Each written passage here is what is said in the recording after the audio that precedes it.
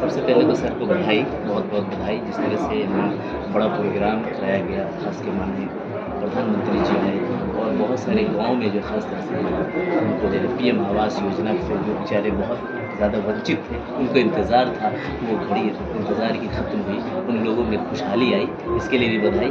और अभी जो हालात है उस पे भी कुछ प्रकाश डालें। प्रधानमंत्री जी का कार्यक्रम हुआ मधुबनी में और झंझारपुर में हुआ, एक बड़ी बात है। और उस दिन प्रधानमंत्री आवास योजना का यहाँ से बहुत लोगों को लाभों को दिया गया।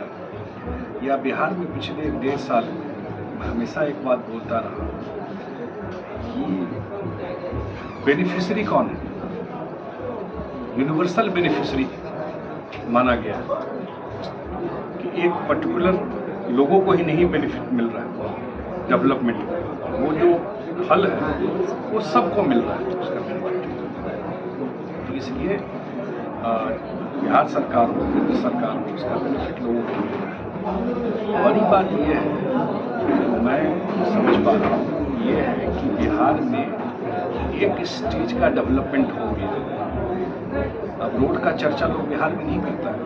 हम लोग नेता है, कागज जो आता है आवेदन, अब रोड वाला ऑलमोस्ट नील है। अब नए जनरेशन को तो नहीं पता चलेगा,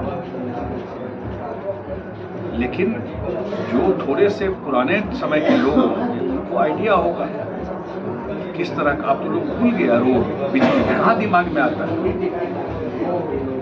लेकिन थोड़ा सा फ्लैशबैक में जाके देखिए, कुछ ईमानदारी रखनी चाहिए, कुछ ईमानदारी रखनी चाहिए कि पहले क्यों नहीं बिजली था, क्यों नहीं सड़क था, क्यों ये हाल था कानून व्यवस्था का, क्यों हाल था स्कूल का।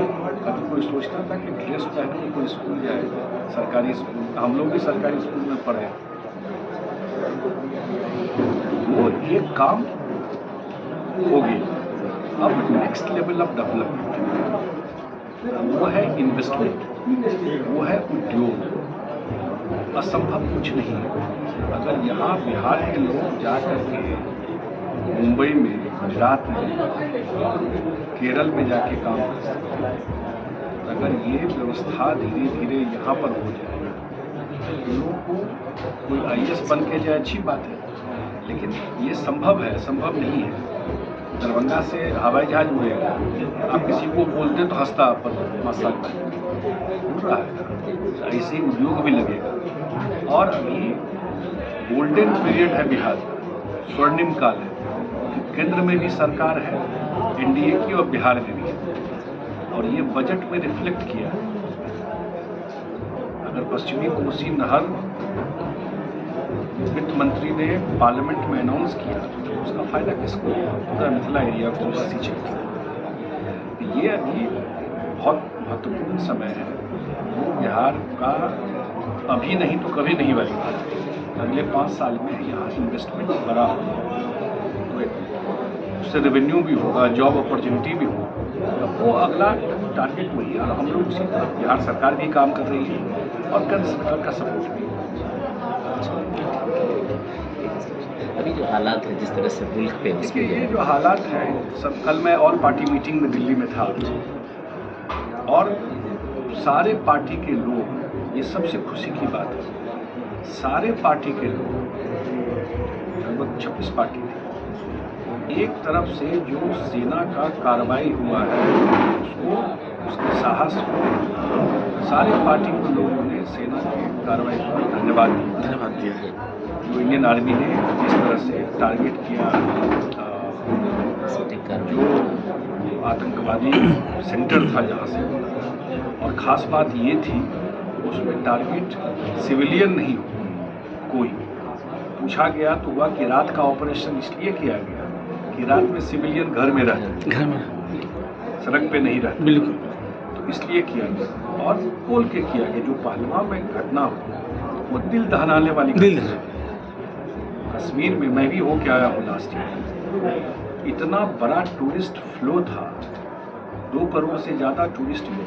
अगर टूरिस्ट कहीं जाता है तो उसका बेनिफिट किसको मिलता है? घोड़ा वाले को, होटल वाले को, खाने वाले को, किसको मिला? कश्मीरी आवाम को मिल रहा था। का मेजर रेवेन्यू सोर्स जो है वो पर्यटन था। आप एक झटके में उनका जो रोजी रोटी खत्म कर को आप उस देश में जाकर मार के कर, और पता सबको है कि आपके यहाँ ट्रेनिंग मिलता है, आपके यहाँ लॉन्चिंग पैड है, ये तो अच्छा है भाई, आप इनडायरेक्टली ये करते रहिए। तो इस बार जिस हिसाब से सेना ने काम किया, और ये लंबे टाइम से ड्यू था, ये भी सच है, बार बार हो रहा था, एक बार जो भी होना ये बहुत साहसी काम किया है। और मुझे सबसे ज़्यादा प्रसन्नता यह है कि कल सारे पार्टी के लोगों ने और पूरे 140 करोड़ लोग इस कंट्री के, वो बिल्कुल सरकार के और सेना के साथ हैं। जी साथ है सर। हाई कोर्ट का ऑर्डर हुआ वित्त रहित शिक्षा नीति पर जो है डिग्री करो इसका, ये मुझे आइडिया उस पर नहीं। बार बार नहीं बोलूँगा मैं।